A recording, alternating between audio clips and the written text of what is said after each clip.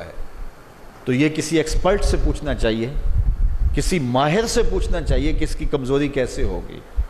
ہماری بدنی امراض کے لیے یا صحت کے لیے ہم جو بدن کے ماہرین ہیں، طبی ماہرین ہیں، ان سے پوچھتے ہیں۔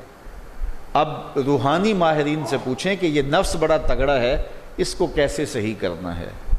علامہ اقبال علیہ رحمہ جس شخص کو اپنا مرشد مانتے ہیں اور کہتے ہیں میری اندر کی بیماریوں کا علاج جس شخص نے کیا ہے وہ مولا جلال الدین رومی ہے۔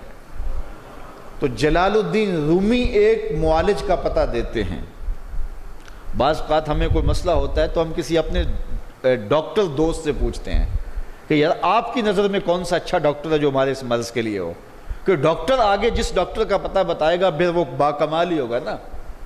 تو عام آدمی تو ہو سکتا ہے کسی عطائی کا پتہ بتا دے، وہ کہتا ہے مجھے فلاں جگہ سے دم کروایا، مجھے اس سے دم آ گیا، تو ہم دم کروانے بھاگ جائیں گے۔ یہ ایسے ہی ہوتا ہے نا کہ لوگ وقت ضائع کر دیتے ہیں ان چکروں کے اندر اور بیماری کے منہ میں۔ وقتی طور پہ تھوڑا سا نفسیاتی طور پہ وہ ٹھنڈے ہو جاتے ہیں، جب انہیں کوئی دم شم ہو جاتا ہے تو وہ کہتے ہیں نہ میں ٹھیک ہوں، لیکن بیماری اندر پھیلتی رہتی ہے، وہ ڈاکٹر کے پاس جاتے نہیں پراپر، اور پھر بیماری اتنی پھیل جاتی ہے پھر علاج نہیں ہوتا۔ تو جب وہ تھوڑا سا ان کو ریلیف ملتا ہے ان کے نفسیات کی وجہ سے تو وہ شور کرنے لگ جاتے ہیں میں بڑا بہتر ہو گیا ہوں، اور عورتیں کہتی نہیں پہنا میں تو ٹھیک ہی ہو گئی۔ تو وہ نتیجہ کیا ہوتا ہے کہ بیماریاں پھیلتی ہیں اور باقی لوگ بھی اس طرح چل پڑتے ہیں، تو یہ ایک عجیب رنگ اور عجیب ڈھنگ ہوتا ہے۔ تو یہ بات ذہن میں رکھیں کہ جب کسی بھی بیماری کے حوالے سے ماہر سے پوچھا جائے تو وہ صحیح مشورہ دے گا۔ عام آدمی اپنے انداز سے بات کرتے ہیں، تو کسی ڈاکٹر سے پوچھیں کہ جناب اس شعبے کا ڈاکٹر کیا، تو وہ صحیح ڈاکٹر بتائے گا۔ اب ماہر سے پوچھا گیا، ماہر بھی کون ہے؟ جس کو اقبال نے بھی اپنا مرشد مانا، اور اقبال نے جس کو اپنا مرشد مانا وہ مرشد ہی ہوگا نا۔ اللہ اکبر۔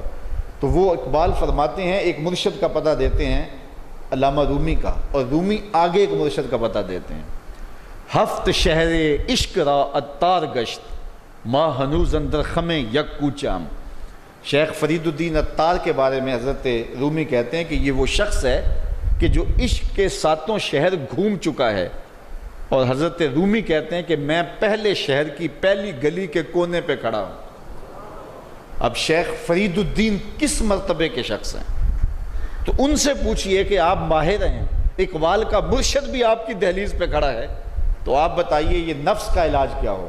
تو شیخ فرید الدین فرماتے ہیں آؤ میں تمہیں بتاؤں اس نفس کا علاج کیسے کرنا ہے، چونکہ یہ نفس کا علاج ان لوگوں کے پاس ہے۔ باج فقیراں کسے نہیں ماریا، باہو ظالم چور اندر دا ہو، یہ ان لوگوں کا ہی کام ہے کہ اس کا علاج کریں۔ تو شیخ فرید الدین فرماتے ہیں نفس نتواں کش اللہ باسے چیز بات گوئم یادگیرش اے عزیز۔ نفس نہیں مرتا، لیکن اگر تیرے پاس 3 اسلحے موجود ہیں تو پھر اس کو قابو کرنا مشکل بھی نہیں ہے۔ وہ 3 اسلحے کون سے ہیں ذرا سن لیجئے، اور اس نیت سے سنیے کہ ہم اس ماہ صیام میں اس پر عمل کریں گے اور اپنے نفس پہ قابو پانے کی کوشش کریں گے۔ کیونکہ یہ تقریر محض تقریر نہیں ہونی چاہیے کہ میں آ کے ہر سال کوئی بات سنا جوں اور آپ ہر سال سن لیں، تو اس سے کیا فائدہ ہوگا اگر ہم عمل نہیں کریں گے۔ تو اس نیت کے ساتھ سنیں کہ یہ ایک ماہر روحانیات کے ماہر نے ہمیں یہ مشورہ دیا ہے کہ اپنے نفس کا علاج کیسے کریں۔ تو کہتے ہیں نفس نہیں مرتا مگر 3 اسلحے ہوں تو ٹھہرتا بھی نہیں ہے۔ پہلا اسلحہ خنجر خاموشی، خاموشی کا خنجر۔ دوسری بات شمشیر جو، بھوک کی تلوار۔ اور تیسری بات نیزائے تنہائی اور ترک ہجوم، اور ایک تنہائی کا نیزہ۔ کہتے ہیں 3 اسلحے اگر تمہارے پاس ہیں تو یہ نفس قابو میں آ جائے گا۔ خاموشی کا خنجر، بھوک کی تلوار اور تنہائی کا نیزہ۔ ایک دشمن بندھا ہوا ہے، 3 اسلحے لے کے دوسرے دشمن پہ ٹوٹ پڑو۔ ماہ صیام میں بھوک تو پہلے ہی کاٹنی ہے، لہٰذا یہ جو ہے وہ بھوک کا ہتھیار بھی اس کے اوپر جو ہے وہ کارگر ہو گیا۔ اب خاموشی بھی اختیار کریں، کوئی فضول بات اپنی زبان پر ادا نہ ہونے دیں۔ میرے حضور نے فرمایا اگر تم سے کوئی الجھے، کوئی لڑے، کوئی بحث کرے تو تم اسے کہہ دو انی صائمن، جا بابا معاف کر میں نے روزہ رکھا ہوا ہے۔ تو اس طرح اس کو ٹال دو کہ جو ہے وہ انی صائم میں روزے سے ہوں، میں نہیں لڑنا چاہتا، میں نہیں کوئی فضول بات کرنا چاہتا، میں کوئی بے مقصد بات نہیں کرنا چاہتا. لیکن فرمایا جو جھوٹ اور جھوٹے اقوال اور اعمال نہیں چھوڑتا ہے اس کے بھوکے اور پیاسا رہنے کی اللہ کو کوئی ضرورت نہیں ہے. تو خاموشی اختیار کی جائے. اور تیسری چیز العافیت فی العزلہ، تنہائی میں عافیت ہے، اور یہ ہمیں اختیار کرنا چاہیے. حضرت شاہ نقشبند بخاری علیہ رحمہ فرماتے ہیں فقیر کے لیے بہترین جگہ مسجد ہے یا پھر اپنے کامل شیخ کی صحبت ہے، اور تیسری چیز تنہائی ہے، اور چوتھی جگہ سوائے ہلاکت کے اور کچھ نہیں ہے.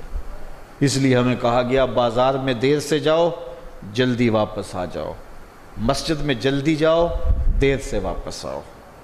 تو بہترین جگہیں مساجد ہیں. کامل پیر اگر کسی کو مل جائے، آج تو اس دور میں کامل کا تلاش کرنا بھی ایک مسئلہ ہے، لیکن جن لوگوں کے انفاس کی خوشبو سے دلوں کی تربیت ہوتی ہے وہ مفقود نہیں ہوئے، اگرچہ تھوڑے ہیں، اگر طلب سچی ہو تو مل ہی جاتے ہیں. تو تیسری چیز فرمایا تنہا